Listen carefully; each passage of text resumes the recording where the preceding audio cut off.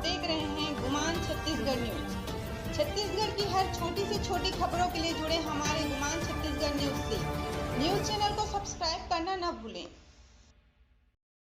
कोरबा में हुए हत्या की गुत्थी का खुलासा। कोरबा की लेमरू पुलिस ने साइबर सेल की मदद से हत्या की उस गुत्थी को सुलझा लिया है, जिसे सुलझाना किसी चुनौती से कम नहीं थी। 4 साल पहले लेमरू थानांतर्गत ग्राम केवबहार निवासी 20 वर्षीय युवती असीमा बड़ा की हत्या उसके प्रेमी एनसेलम लकड़ा ने गला घोंट कर दी थी और शव को लेमरू शांत मार्ग पर खाई में फेंक दिया था। मामले को एसपी ने गंभीरता से लिया और विशेष टीम बनाकर जांच शुरू करवाई। इस दौरान पता चला कि मृतका की जब हत्या की गई थी तब वह 2 माह की गर्भ से थी और एनसेलम लकड़ा ने उसका गर्भपात कराया था। हालांकि यह बात उसने सबसे छिपाई थी और उसकी हत्या कर लाश को खाई में फेंक दिया था, जिसके बाद पुलिस ने आरोपी प्रेमी एनसेलम लकड़ा को हिरासत में लेकर पूछताछ की। तब पूरे मामले का खुलासा हो गया। प्रेमी ने प्रेमिका की गला घोंट कर हत्या कर लाश फेंक दी थी खाई में। अब कोरबा पुलिस ने आरोपी युवक को गिरफ्तार कर लिया है। तो इस तरह से फिर कोरबा पुलिस ने सुलझाई 4 साल पहले हुई हत्या की गुत्थी।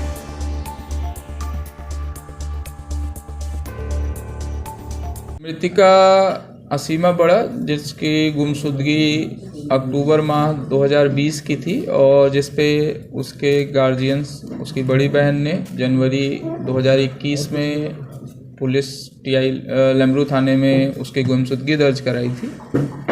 और उस समय जो भी जांच पड़ताल हुई उसमें उस गुमशुदगी के बारे में निकाल नहीं हो पाया था, परंतु अभी कोरबा पुलिस एक विशेष अभियान चला रही है जिसमें गुमशुदा लड़कियों, खासकर कम उम्र की महिलाओं को लेकर जो संवेदनशीलता के साथ हम लोग खोजना शुरुआत किए हैं, उसी तारतम्य में अभी लेमरू टीआई ने जब इस केस पे छानबीन शुरू की तो जो प्राइम सस्पेक्ट उस समय था उससे जब फिर से एक बार पूछताछ शुरू की तो उसने एक नया तथ्य पुलिस को बताया कि लड़की प्रेग्नेंट थी।